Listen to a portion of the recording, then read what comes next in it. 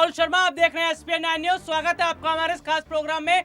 मैं प्रोग्राम की शुरुआत कर रहा हूं पश्चिम बंगाल से। जी हां, पश्चिम बंगाल में जैसे जैसे चुनाव नजदीक आ रहे हैं वैसे वैसे पश्चिम बंगाल का राजनीतिक माहौल जो है वो बहुत ज्यादा गर्मा गया है। आपको बता दूं, पश्चिम बंगाल के नंदीग्राम से चुनाव लड़ने का फैसला ममता बनर्जी ने किया है और ममता बनर्जी कल नंदीग्राम में थी। उस दौरान नंदीग्राम में ममता बनर्जी के साथ हमला हुआ, ममता बनर्जी के ऊपर हमला हुआ और ममता बनर्जी ने इस पर यह खुलासा किया है कि उनके ऊपर हमला करवाया गया है। लेकिन मेरे पास एक रिपोर्ट है जिसमें यह बताया जा रहा है कि दरअसल ममता बनर्जी पर हमला हुआ नहीं है। ममता बनर्जी जो है उन पर एक चोट लगी है, उनके ऊपर किसी ने हमला नहीं करवाया। मैं पहले रिपोर्ट की बात करूंगा, उसके बाद आपको बताऊंगा कि मेरे साथ जो सहयोगी मेरे साथ जुड़े हुए हैं अभिनव इस मामले की पूरी जानकारी आपको देंगे, क्योंकि अभिनव के पास बहुत बड़ी जानकारी बंगाल के जो नंदीग्राम है वहां पर घटना घटी ममता बनर्जी के साथ, उसकी पूरी जानकारी है इनके पास। और मैं पहले रिपोर्ट की तरफ बात करूंगा, फिर अभिनव पर चलूंगा। तो देखिए, जैसा कि आपको बता दूं कि मेरे पास जो खबर है वो ये बता रही है कि एक जो चश्मदीद वहां पर खड़े हुए थे उन्होंने ये बताया कि दरअसल ममता बनर्जी को किसी ने नुकसान नहीं पहुंचाया, ममता बनर्जी को चोट लगी है। नंदीग्राम के बिरुलिया में जहां ममता बनर्जी की गाड़ी के साथ हादसा हुआ था वहां पर कुछ लोग मौजूद थे और उन्होंने ये बताया कि दरअसल ये एक हादसा था और मौके पर मौजूद चश्मदीदों ने बताया कि हादसा एक खंबे की वजह से हुआ था। ये किसी ने हमला नहीं करवाया है, किसी ने हमला नहीं करवाया। लेकिन ममता बनर्जी ये बात बोल रही हैं कि उनके ऊपर हमला करवाया गया है और सीधा सीधा वो इशारा एक राजनीतिक पार्टी की तरफ कर रही हैं। तो इस पर मैं अपने सहयोगी अभिनव से जानना चाहूंगा। अभिनव, एक चीज ये बताइए कि जो बंगाल में विधानसभा चुनाव होने वाले हैं और चुनाव से पहले ममता बनर्जी के ऊपर जो हमला हुआ है, क्या लगता है आपको ये राजनीतिक स्टंट है या वाकई में ममता बनर्जी पर हमला हुआ है?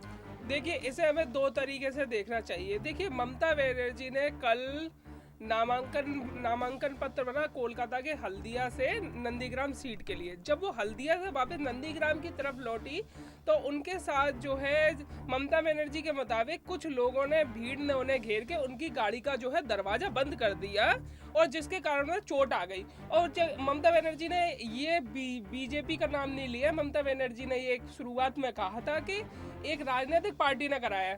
और जिस तरीके से उसके बाद जिस तरीके से सारे समाचार पत्र मीडिया जगत पहुंचा, जनता से बात करी तो बहुत सारे लोगों ने बताया कि जो है लोगों की टेस्टमनीज है, आपको मतलब आप हमारी रिपोर्ट में देखने को मिलेंगी कि लोगों ने ये बताया कि जो ममता बनर्जी की गाड़ी है वो एक पास के किसी पोल से टकराई, जिसके बाद ममता बनर्जी के किसी पोस्टर वगैरह से जो चोट लगी।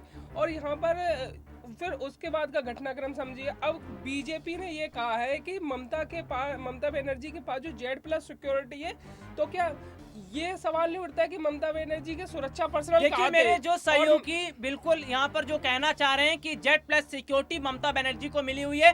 बंगाल के मुख्यमंत्री हैं, इतनी बड़ी सिक्योरिटी होने के बावजूद भी ममता बनर्जी पर हमला होना ये अपने आप में बहुत बड़ा सवाल है।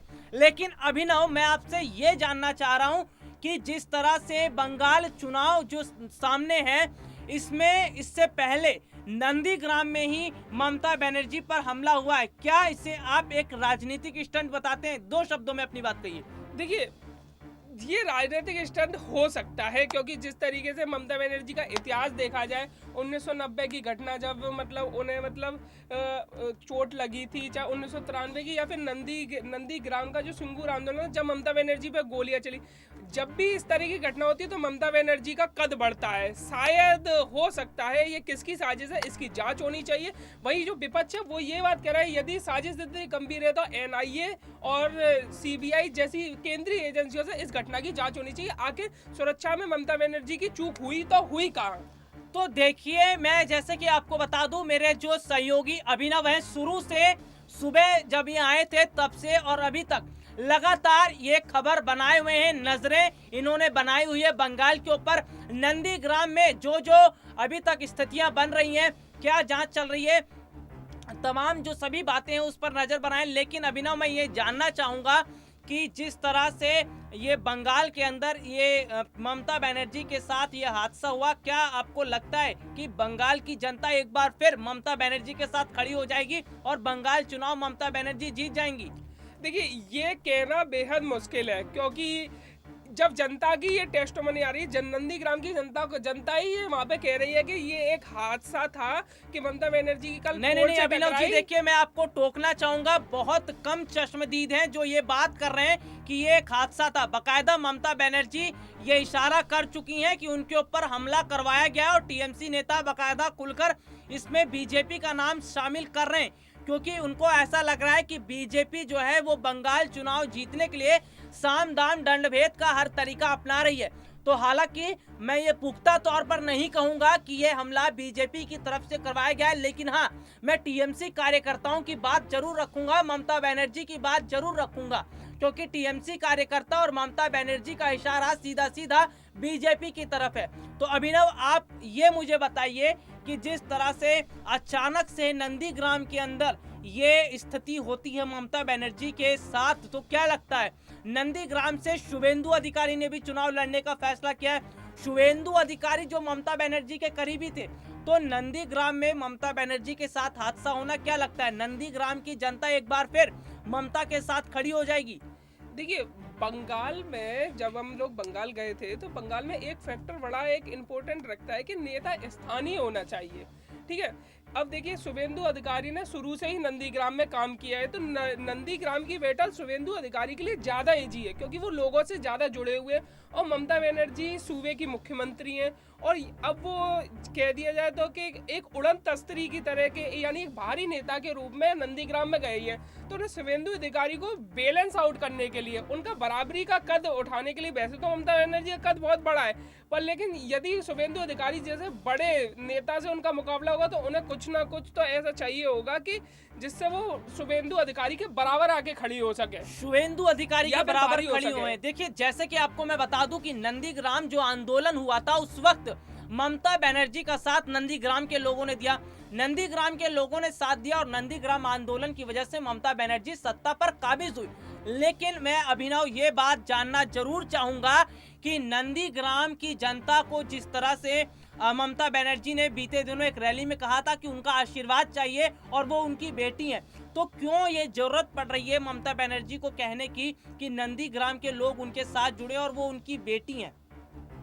देखिए, हर नेता जाता है तो कहीं ना कहीं अपील करता है, जनता से जुड़ने की कोशिश करता है। अब आप देख सकते हैं कि ममता बनर्जी जो थी कि पहले जो था कि उनका जो बिल्कुल सेकुलर एजेंडा रहता था, अब वो है ममता बनर्जी सॉफ्ट हिंदू की तरह आ रही है। उसमें कहीं ना कहीं ममता बनर्जी भी अब ये मान रही है कि जो है कि हिंदू वोट कहीं ना कहीं जो है बीजेपी की तरफ जा रहा है, इस वजह से वो सॉफ्ट हिंदुत्व की तरफ आ रही हैं और जनता से अपने आप को कनेक्ट करने की कोशिश करें। अब आप बीजेपी के देखो, बीजेपी ने बंगाल की जनता को कनेक्ट कर रही है, बंगाल की वैल्यू को देखो, बंगाल के महापुरुषों को लेकर इनको कनेक्ट करने की जनता को। बिल्कुल, देखिए अभिनव जी, इस वक्त हम थोड़ी चर्चा करेंगे इतिहास के बारे में फिर कभी अपने प्रोग्राम में, लेकिन मैं अगर मौजूदा समय की बात करूं कि मौजूदा समय में ये नंदीग्राम का माहौल बहुत ज्यादा चर्चाओं में, तो मैं ये पूछना चाहूंगा कि मौजूदा समय में नंदीग्राम के अंदर ममता बनर्जी के साथ जो घटना घटी है, इसका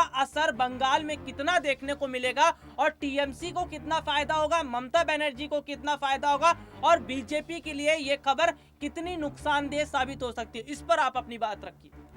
देखिए, ये जो इसका जो जवाब है आपको है भविष्य में मिलेगा कि ये चुनाव कितने और ये मतलब कितना फायदेमंद साबित होता है, कितना जो है घाटा देता है। क्या लगता है कि स्थितियां जो बनी हैं, देखिए इसमें क्या लगता है कि आपको जो स्थितियां अचानक से बन गया, माहौल अचानक से बन गया, ये ममता बनर्जी के लिए कितना प्लस पॉइंट साबित होगा?